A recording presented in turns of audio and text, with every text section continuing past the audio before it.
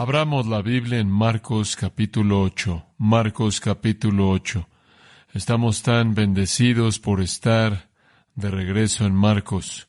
He estado esperando con la boca abierta para retomar la historia en donde nos quedamos en el capítulo 8, versículo 10, y ahora llegamos a los versículos 11 al 21. Ahora el tema de esta sección del 11 al 21 lo he identificado como ceguera espiritual. Ceguera espiritual. De hecho, solo hay una referencia en el texto entero, versículo 18, al asunto de poder ver y no ver. Pero esa pequeña frase, en cierta manera, arroja una sombra sobre la sección entera. Y entender esta sección realmente es entender el asunto de la ceguera espiritual mediante dos ilustraciones. La primera es un encuentro entre Jesús y los líderes de Israel, la élite religiosa. La segunda es un encuentro entre Jesús y los discípulos. Ambas nos ilustran dos tipos de ceguera: ceguera permanente y ceguera temporal. Tiene que ser dicho desde el principio, antes de que veamos el texto mismo, que la ceguera espiritual es un mal universal, es una condición humana universal. Todo ser humano nacido en este mundo desde la caída de Adán ha nacido estando ciego espiritualmente. Y no es una ceguera superficial, es una ceguera profunda. Es una ceguera total, es una ceguera completa. Esencialmente es vivir en la oscuridad sin luz en absoluto. Ese es el diagnóstico bíblico de la condición humana universal. Y sé que eso va en contra de lo que la gente piensa.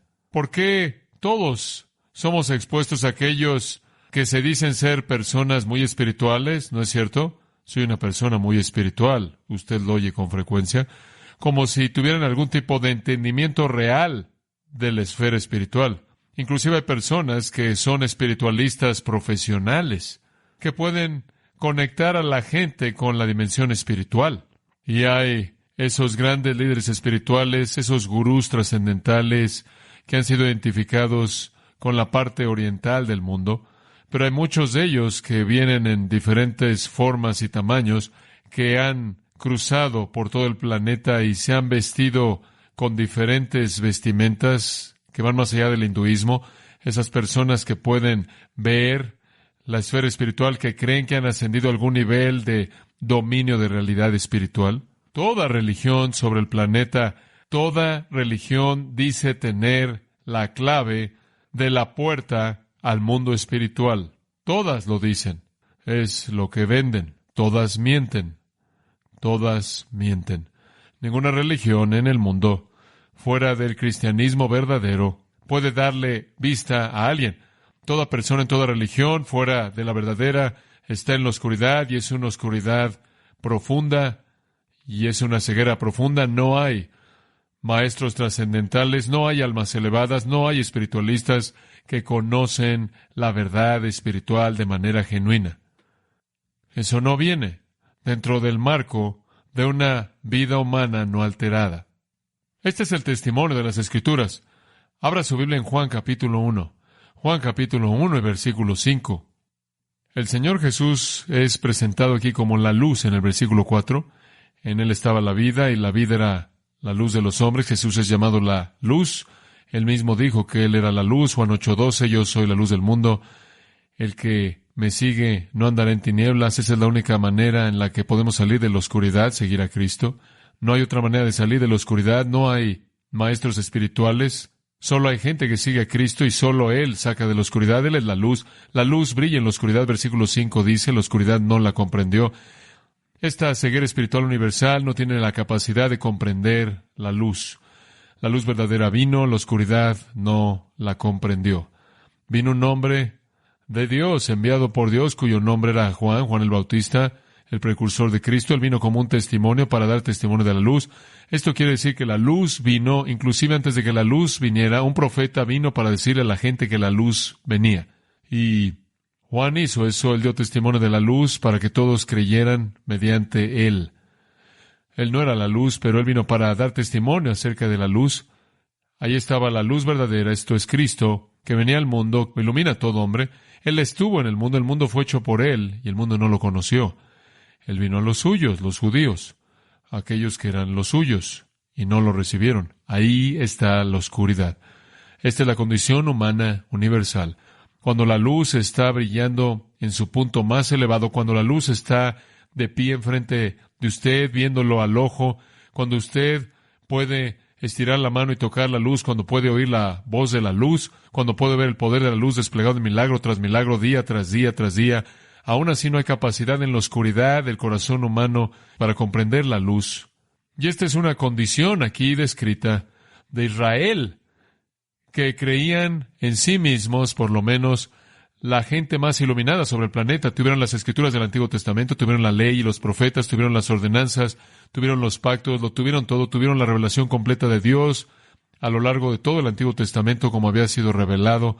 Como oímos de Tom al principio, Dios habló en muchas maneras, mediante muchos medios, en muchas porciones, y les dio las escrituras y les dio la luz, y no la entendieron, y tuvieron una religión apóstata que emanó de esa revelación verdadera. Se desviaron de ella y la pervirtieron al grado que tuvieron una forma apóstata del judaísmo en el tiempo de Jesús. Cuando Él vino, la luz los estaba viendo en el rostro y no lo pudieron entender. Así de profunda es la ceguera humana. En Romanos 1, el punto es esparcido a todos. En Juan 1, Juan está hablando de los judíos primordialmente. A los suyos vino y los suyos no le recibieron. Pero aquí los gentiles son los que se presentan en Romanos 1. La ira de Dios es revelada en el versículo 18 contra toda impiedad e injusticia de los hombres que detienen con injusticia la verdad. Esta ceguera, esta oscuridad es tan profunda que inclusive cuando son expuestos a la verdad, la retienen. Esto está hablando de todos los hombres. Y él continúa diciendo, porque lo que es conocido de Dios les es conocido dentro de ellos, está en su interior. ¿Y cómo se manifiesta esto? Dos maneras. Una, la razón. La razón humana lo lleva usted a una causa para todo efecto, y la razón humana seguida lo va a llevar a usted a la causa primordial, a la causa definitiva, la primera causa de todos los efectos. Usted tiene que ir ahí. Tiene que haber una causa primera. Tiene que ser Dios, la razón humana. Capítulo 2, él dice, la ley de Dios es escrita en sus corazones. Esa es la ley moral, una ley ética. Entonces, Dios se ha desplegado a sí mismo en la razón y en la moralidad en todo ser humano. Eso es luz. Eso es luz. Eso les ha sido manifestado. Más allá de eso, la creación del mundo despliega, versículo 20, sus atributos invisibles, su eterno poder y deidad. Cuando vemos la creación no solo como un efecto de una primera causa, sino viendo el efecto mismo y analizándolo, aprendemos mucho acerca de Dios, ¿no es cierto? Aprendemos de la magnitud de su mente, el poder infinito masivo que Él posee, la atención al detalle que Él le ha prestado, a los detalles de la estructura atómica del universo. Aprendemos tanto del poder de Dios, de sus atributos. También aprendemos de la vida humana, en las relaciones que Dios nos ha comunicado, al comunicarnos atributos que son verdaderos de Él, que poseemos. Entonces sabemos de Él en términos de su poder, sabemos de Él en términos de su personalidad. Entonces el mundo entero tiene esta cantidad de luz. No obstante, habiendo conocido a Dios, versículo 21, no le glorificaron como a Dios, ni le dieron gracias, sino que se envanecieron en sus razonamientos y su necio corazón fue entenebrecido. Lo que sucedió es que la luz que tenían se apagó, se alejaron de la luz. En Efesios capítulo 4 hay otra descripción de esto que es digno de nuestra consideración. En Efesios 4:17 habla de las naciones o los gentiles, los etnos, grupos étnicos. Andan, dice en el versículo 17, en la vaciedad de su mente, con una cabeza vacía. No pueden llegar a la conclusión a la que debe llevarlos la luz que está en ellos, siguiendo la razón a Dios, siguiendo la ley moral en el corazón, a un dador de la ley, a un estándar de justicia, a un Dios que es justo. Entonces, en esta existencia en donde su mente está vacía, versículo 18 dice, se entenebrecieron en su entendimiento, excluidos de la vida de Dios debido a la ignorancia que hay en ellos, debido a la dureza de su corazón, corazones duros, mentes ignorantes, entendimiento entenebrecido. Así es como todos los seres humanos son definidos. El salmista dijo en el Salmo 82:5, la gente anda en tinieblas. El profeta dijo, la gente tiene ojos pero no puede ver. Isaías dijo eso, Jeremías dijo eso. Los proverbios dicen, el camino del impío es oscuridad. La ceguera y la oscuridad caracterizan a la naturaleza humana. Eso es simplemente parte de ser humano. La luz está ahí, pero la capacidad de seguir esa luz a una luz más completa no está ahí. Y esta ceguera, como dije, no es una ceguera superficial, es una ceguera profunda. Una ceguera profunda. Permítame mostrarle un poco más a partir del primer capítulo de Juan. Observe el tercer capítulo de Juan. Juan capítulo 3. Aquí nuestro Señor está hablando acerca de la luz. Versículo 19. Y esta es la condenación, que la luz vino al mundo. Ahora usted tiene luz, no solo la luz de la razón y la luz de la ley moral y la luz de la creación, sino que usted tiene la luz de Cristo viniendo al mundo.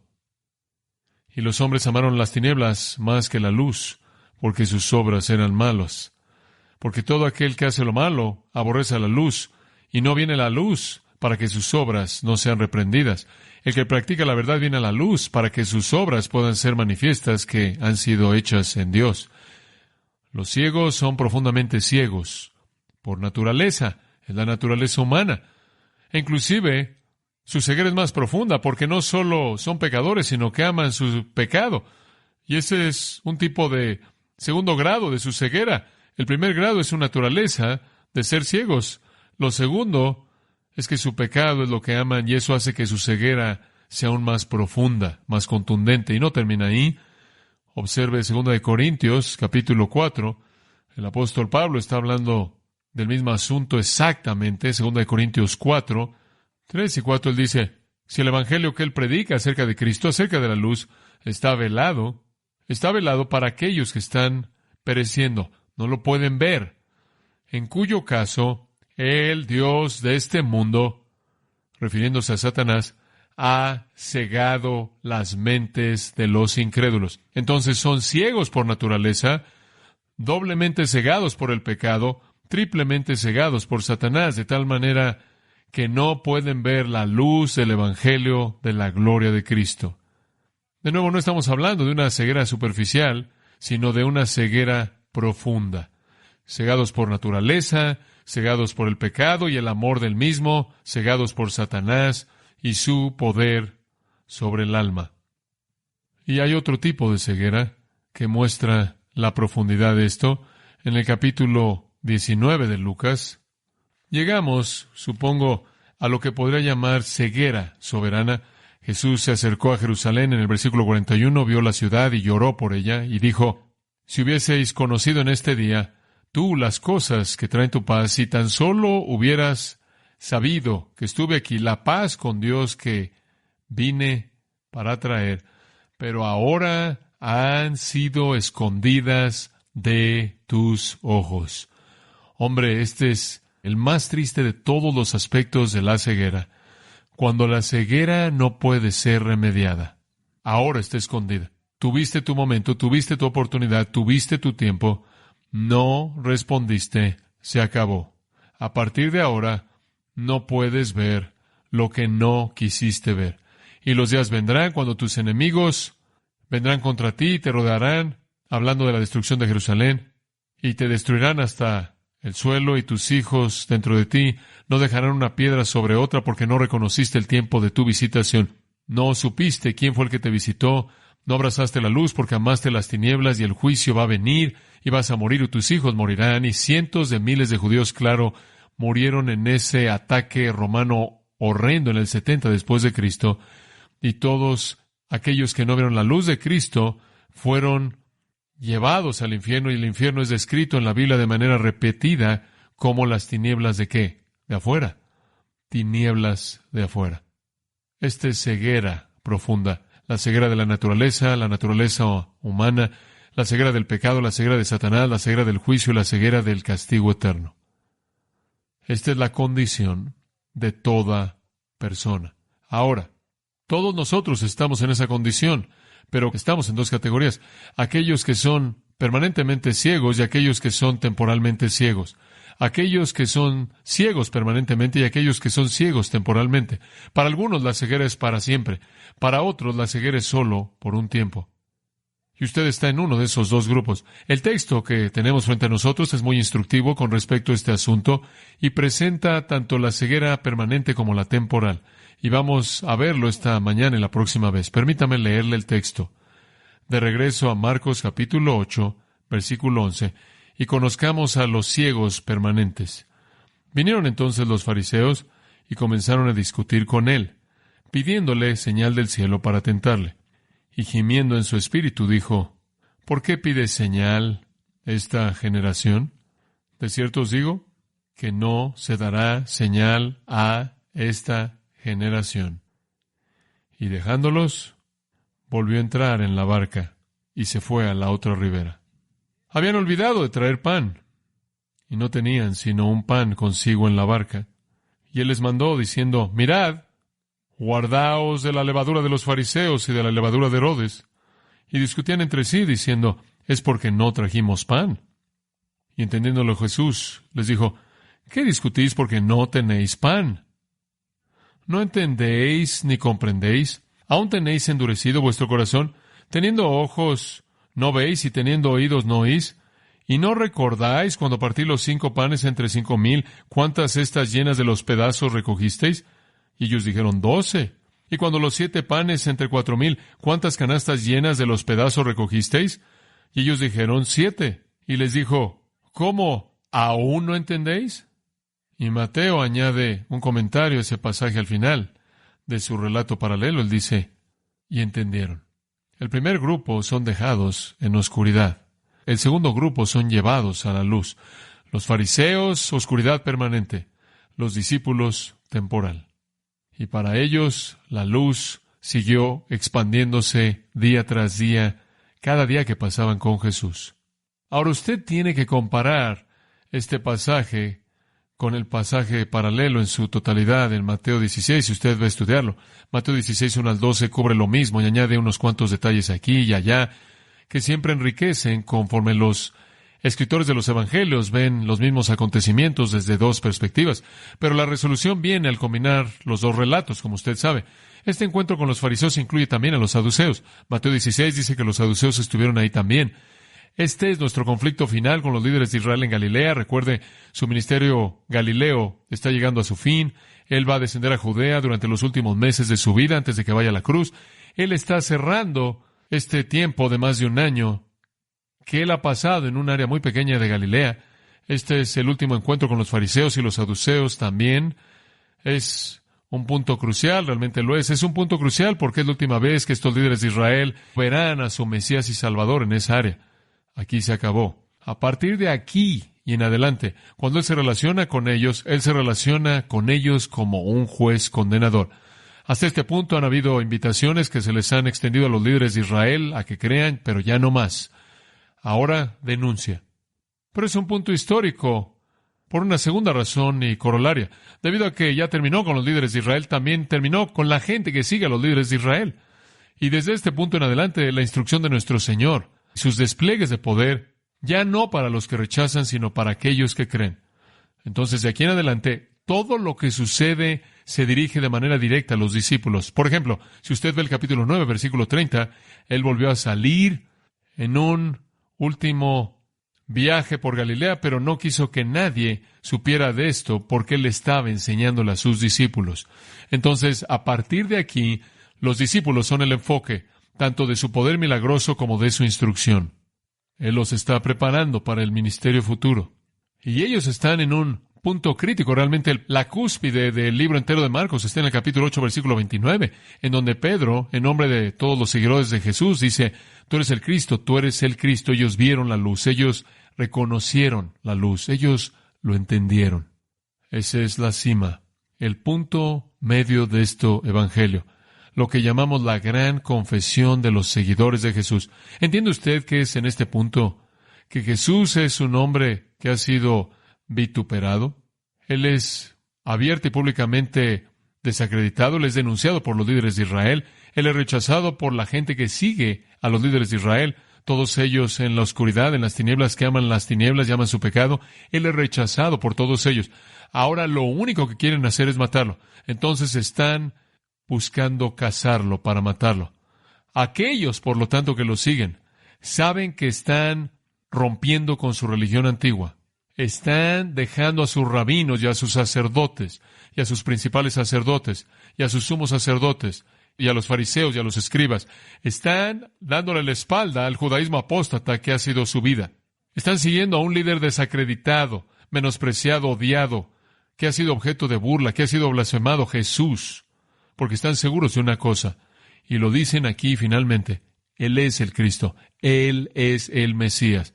La luz les ha llegado, la oscuridad ha sido disipada, y la luz va a ser más y más brillante conforme Él pasa día tras día con ellos, ahí cruzando al otro lado de la tumba, y durante 40 días con ellos, instruyéndolos acerca del reino antes de la ascensión, y enviando al Espíritu Santo cuando estén listos entonces para predicar el Evangelio hasta los fines de la tierra. Este es un gran momento histórico, cuando la ceguera permanente de los líderes de Israel y aquellos que los siguen es fijada, y cuando la ceguera temporal de aquellos que siguieron a Cristo se acaba, y la luz comienza a brillar con mayor brillo. Tenemos que comenzar esta mañana con la ceguera permanente, versículos 11 al 13. De nuevo, nuestro Señor está cara a cara con aquellos que lo odian, aman su pecado, aman su justicia personal, el cual era su pecado primordial, aman su hipocresía, son ciegos por naturaleza, son ciegos por su pecado, son ciegos debido a Satanás, y ahora están a punto de ser cegados soberanamente y lo serán eternamente en la oscuridad. Simplemente para explicar la escena un poco, ha pasado un tiempo, y en este punto en el ministerio de Jesús, Él acaba de regresar de un viaje por las áreas gentiles. Recuerde, allá atrás en el capítulo 7, allá por el versículo 24, cuando dice que dejó Galilea y se fue al norte a Tiro y a Sidón. Eso es territorio gentil, y Él pasó por ahí durante un periodo de tiempo extendido. Fue al norte del mar de Galilea y después bajó a la porción sureste, la parte sureste del mar de Galilea, un área llamada Decápolis, que significa 10 ciudades. Eran ciudades gentiles, y su ministerio fue entre gentiles, y Él estaba enseñando a sus discípulos que este evangelio no es solo para los judíos, sino que es para todos. Necesitaban ver eso, necesitaban aprender eso. Y en Decápolis, recordará usted, el capítulo 8 comienza con un milagro asombroso que Él hizo ahí, que realmente es un paralelo del milagro que hizo en Galilea. En Galilea, Él alimentó a 5,000 hombres, más mujeres y niños. En Decápolis, el área gentil, Él alimenta a 4,000 hombres, más mujeres y niños. Un milagro de alimentación muy parecido. Ahí es donde termina en el versículo 10. Después de ese milagro, el cual sucede en la parte sureste del mar de Galilea, Él cruza en la barca al noroeste a Capernaum, un lugar llamado Dalmanuta. Usted nota eso en el versículo 10, o Magadán es otro nombre para esa área, cerca de Capernaum. Ahí era su cuartel general. Entonces Él va al territorio judío, y tan pronto como Él llega, versículo 11, los fariseos salen y comienzan a discutir con Él. Simplemente son imparables, están atacándolo. Él nunca los buscó, Él nunca los tiene que encontrar, ellos están ahí. Él acaba de regresar del otro lado, ahí en su pequeño barco, en un lugar llamado Dalmanuta. Se bajó de la barca no lejos de Capernaum, y en algún punto inmediatamente en el camino, en donde estuviera de la costa de Capernaum, la cual quizás estaba en la dirección a donde se dirigían, estaban listos para Él. Y tan pronto como la palabra se dispersa de que Él ha llegado, y Él ha estado fuera por mucho tiempo, semanas, están ahí frente a ellos sin desperdiciar tiempo alguno con su ataque, odian la luz, odian el mensaje del arrepentimiento, odian el mensaje de la fe y la gracia, aman su pecado de justicia personal, aman el sentido de alcanzar su propia redención mediante su propia moralidad y su propia ceremonia religiosa. Están enamorados de eso, odian la verdad y entonces salen de nuevo. Quieren desacreditarlo públicamente. Siempre hay una multitud que lo rodea, y entonces en esta pequeña sección, versículos 11, 12 y 13, vemos 3 características que marcan a los que son ciegos espiritualmente y salen de manera muy clara. Número 1, y tengo que apurarme en esto, son la gente que es espiritualmente ciega, está cómoda solo con otros que están también ciegos, inclusive si son enemigos. Es sorprendente ver cómo los ciegos de manera universal odian la luz. Esto quiere decir que la gente de todas las religiones falsas colectivamente, aunque son antagonistas el uno al otro en sus religiones, están de acuerdo en odiar la verdad, ¿verdad? Aquello en lo que las múltiples religiones falsas del mundo están de acuerdo es en que todas se oponen al cristianismo, todas se oponen al evangelio. En eso están de acuerdo, aun si son enemigos mortales. Los fariseos, y Mateo 16:1 añade, y los saduceos, sin que él sea repetido, los fariseos y saduceos, un artículo, es una manera griega de unificarlos, no podían ser más antagonistas el uno hacia el otro. Sería imposible. Los fariseos odiaban a los saduceos y viceversa. Eran enemigos severos a nivel teológico. Sin embargo, se volvieron uno y están unidos en un odio en común contra la luz. Eso es característico de la oscuridad. La oscuridad está cómoda con otras personas en la oscuridad. Los sistemas pueden variar, los puntos de vista pueden variar, pero las tinieblas en común los une. Usted tiene a los legalistas, esos serían los fariseos, los ritualistas. Usted tiene a los saduceos, que serán los liberales o los racionalistas. Son uno en odiar al Hijo de Dios. Los saduceos no son mencionados muchos en el Nuevo Testamento, solo unas cuantas veces. Están ahí siendo testigos del trabajo bautismal de Juan el Bautista. Aparecen probando a Jesús y en los fariseos durante su Semana de la Pasión. Lo confrontan y él los confronta y los denuncia. Y después, usted tiene este incidente aquí registrado en Mateo y Marcos. Y nuestro Señor solo se refiere a ellos en Mateo 16 porque realmente no eran los teólogos de la gente. No eran los que estaban a cargo de la operación del templo y la gente no los quería porque extorsionaban a la gente, les sacaba dinero, ¿verdad? Básicamente elevaban los precios de los animales para el sacrificio y examinaban los animales que la gente había comprado y descalificaban al animal para que fuera apto para el sacrificio y los hacían comprar uno de sus propios animales que se vendía ahí en el templo en un precio exorbitante. No aceptaban el dinero que la gente compraba, tenían que cambiar su dinero y extorsionaban a la gente, les sacaban el dinero en el intercambio. Ellos estaban a cargo de un negocio en el templo. No tenían muchas convicciones acerca de asuntos morales porque eran liberales. Esto es, adoptaban un enfoque liberal, negaban la existencia de la resurrección, negaban la existencia de los ángeles. De hecho, eran escépticos con respecto a lo sobrenatural. Por otro lado, usted tenía a los fariseos, que eran los legalistas que querían imponer, encontrar algo espiritual en cada palabra minúscula de las Escrituras. Eran hijos del movimiento ascético, los hasidim, lo cual significa los piadosos, los santos. Eran los judíos que en primer lugar estaban comprometidos con la ley de Dios y como una realidad secundaria odiaban la cultura griega, odiaban las cosas helenistas y por lo tanto odiaban la presencia de los romanos, que eran un grupo helenista de paganos. Los fariseos eran separatistas, odiaban a los paganos, odiaban a los romanos, odiaban a los paganos. Se separaban a sí mismos de los publicanos y pecadores, se separaban a sí mismos de la población judía en general. Se separaban a sí mismos de cualquier tipo de contaminación que pensaban que los hacían ceremonialmente inmundos. Eran los literalistas y los legalistas y los separatistas. Los saduceos, por otro lado, eran todo menos separatistas. Estaban contentos porque los romanos estaban ahí, se lamentaban junto con los romanos y obtenían dinero de esto. Eran los que hacían concesiones, todo menos hostiles a la cultura griega. Ellos se sentían atraídos a la cultura griega.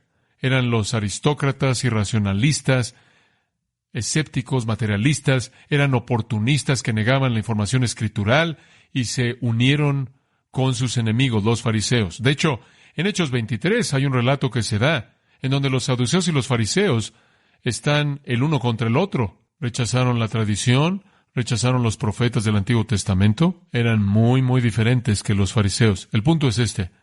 No deberían haber estado juntos en ninguna causa en común. Realmente no querían tener nada que ver el uno con el otro, pero tenían este enemigo en común, la verdad, la luz, Jesucristo. Y entonces esa fue la base de su unión. Así es como las tinieblas operan. Si usted está en las tinieblas, usted está cómodo con otras personas en las tinieblas. Sin importar cómo definan sus tinieblas, todavía son tinieblas. Sin importar cómo definan su ceguera, todavía es ceguera. La compañía mala es mejor que la compañía justa, aun si la compañía mala es su enemiga. Entonces comienzan a discutir con él. Simplemente se acercaron y comenzaron a pelear. Aquí está su estrategia. Esta es una disputa. La palabra griega disputa. Querían desacreditarlo delante de la gente, entonces esto es lo que desean. Buscan de él una señal del cielo para probarle. Como una prueba, ellos querían que hiciera una señal del cielo. Ahora, hay una razón para esto. Los judíos tenían una superstición. La superstición de los judíos es que Dios podía hacer milagros celestiales, pero los demonios solo podían hacer milagros terrenales. Que Dios podía hacer milagros celestiales, pero los demonios podían hacer los terrenales. Usted sabe como los magos en la corte de Faraón, cuando imitaron los milagros de Dios a través de Moisés y pudieron falsificar sus milagros ahí. Esto y quizás las actividades sobrenaturales de los demonios a lo largo de los siglos habían creado este tipo de noción de que los demonios podían hacer milagros terrenales, por así decirlo, pero solo Dios podía hacer celestiales. Y entonces vienen a Jesús y dicen, mira, haz una señal del cielo, literalmente desde el cielo, un milagro del cielo, detén el sol como Josué lo hizo. Haz que descienda fuego del cielo, Elías lo hizo. Haz que haya un eclipse de la luna. Reordena las constelaciones. Comienza y detén una tormenta. Y lo hicieron para probarlo. Realmente querían desacreditarlo. Y claro, esto era como colocarlo entre la espada y la pared. Si él dice no voy a hacer eso, entonces la gente va a saber que no puede. Y si no puede, entonces él es desacreditado. Él es un farsante. Quizás él está haciendo lo que él hace por el poder de Satanás, lo cual es lo que ellos habían dicho a lo largo del ministerio de Jesús. Y si él dice que puedo, y lo haré, entonces, y ellos no creen que puede, entonces él va a fracasar. Entonces, en cualquiera de los dos casos, este es el dilema que él no puede evitar. Si él dice que no lo va a hacer, entonces la gente puede asumir que no puede y lo único que puede hacer es lo que Satanás hace. Y si dice que puede e intenta, él va a fracasar porque él no es el Mesías, él no es de Dios. Estaban seguros de eso y él va a ser desacreditado de cualquier manera. ¿Realmente necesitaban otra señal? Y no era como si tuvieran señales que no eran del cielo. ¿Se acuerda del maestro primordial? ¿Se acuerda del nombre del maestro principal entre los fariseos? Su nombre fue Nicodemo, Juan 3. Él vino a Jesús. Esta es su afirmación, Juan 3:2. Rabino, sabemos, nosotros, ¿quiénes somos los nosotros? Nicodemo, ¿de quién estás hablando? Nosotros, mi grupo. ¿Quién es tu grupo? Los fariseos. Sabemos que tú has venido de Dios como maestro, porque nadie puede hacer estas señales que haces a menos de que Dios esté con él. ¿No necesitaban más señales? ¿Más evidencias? Tenían suficientes. Pero después de todo, usted sabe, existía la noción de que en el tiempo de la llegada del Mesías y el establecimiento del reino y el juicio y todo eso, habría señales en el cielo. ¿Acaso Joel capítulo 2 no dijo que el sol se oscurecería y la luna se convertiría en sangre y habría señales en el cielo? Digo, el profeta dijo eso. Y por cierto, eso sucederá cuando Jesús regrese para establecer su reino y juzgue a los impíos. Lea Mateo 24, en donde Jesús mismo es una señal en el cielo y todos sus ángeles santos con él. Lea el libro de Apocalipsis. Vendrán señales en el cielo. Pero esto es tan ridículo, como si necesitaran alguna prueba, cuando su propio líder da testimonio de que ellos sabían que él tenía que venir de Dios, porque nadie podía hacer las señales que él hizo. Así de profunda es la oscuridad.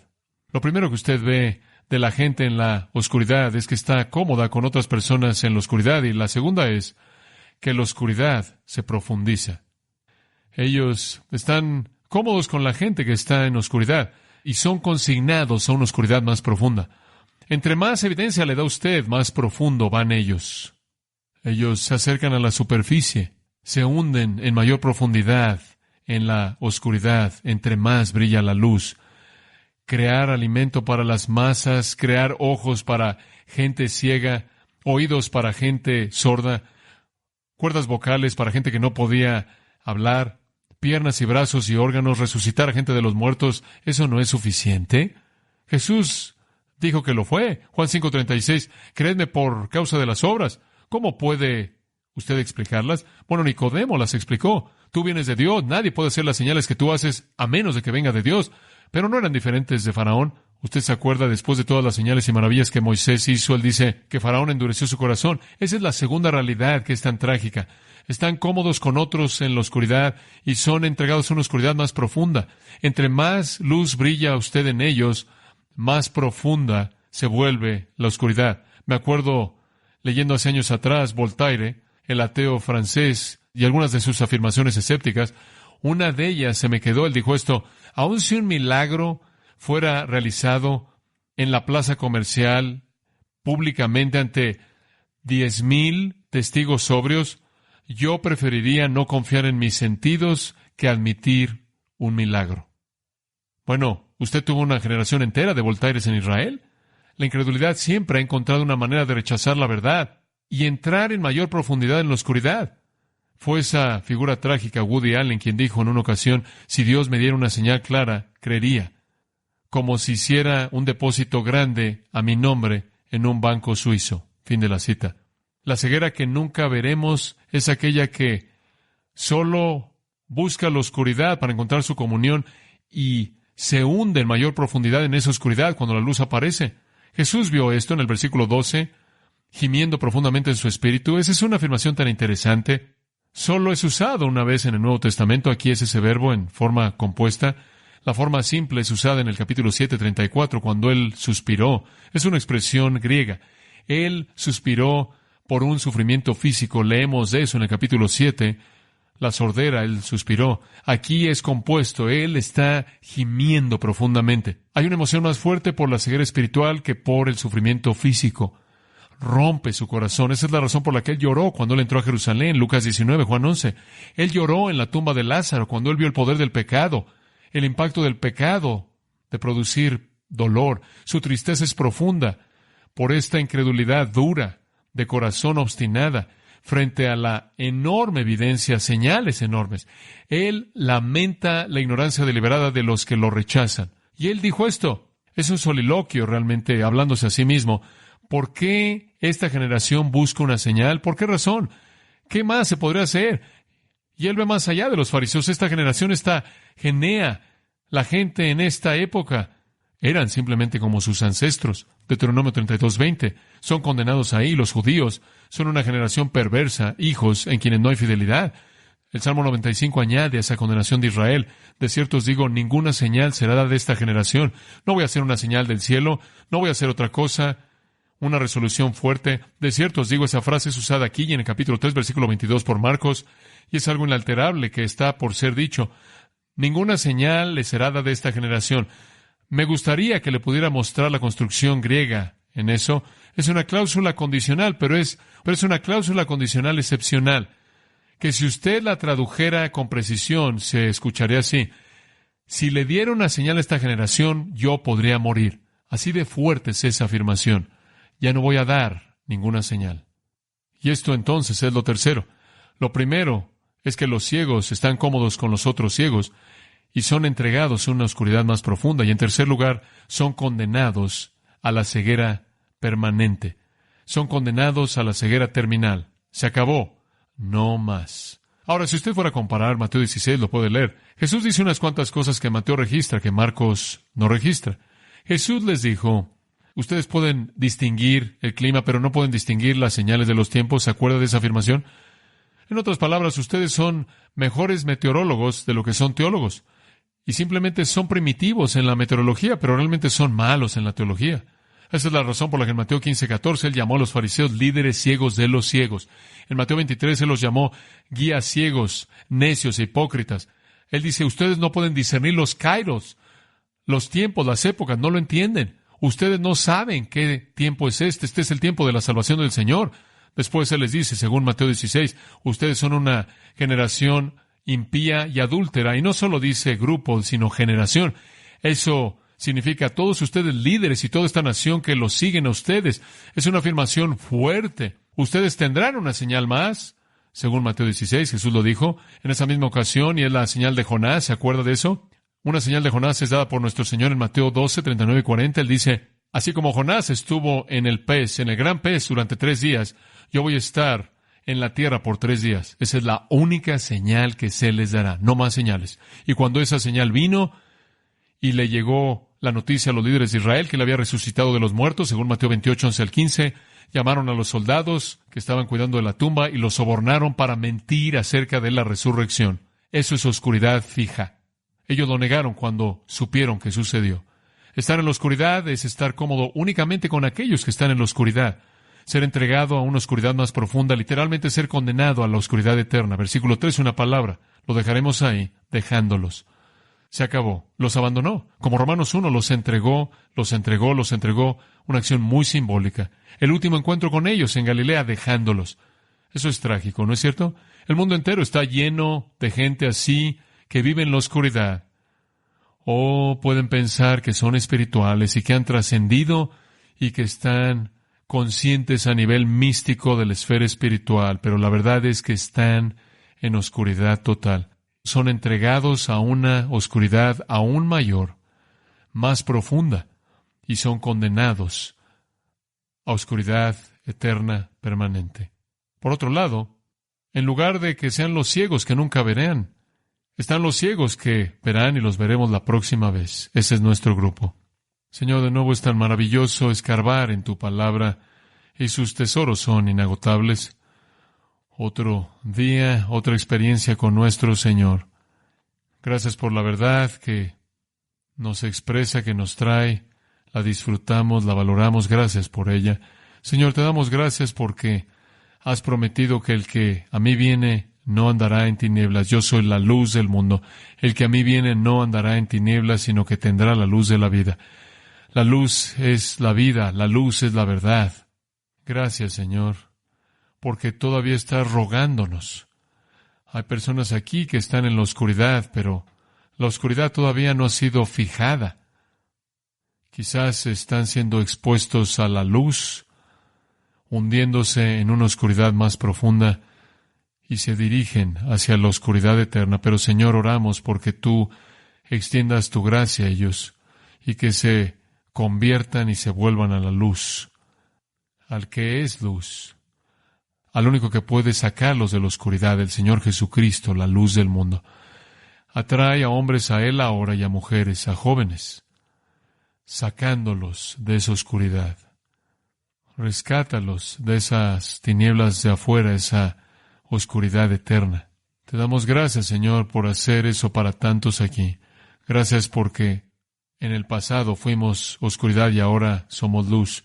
Hemos sido librados del reino de las tinieblas al reino de tu amado Hijo. Te damos gracias por eso. Gracias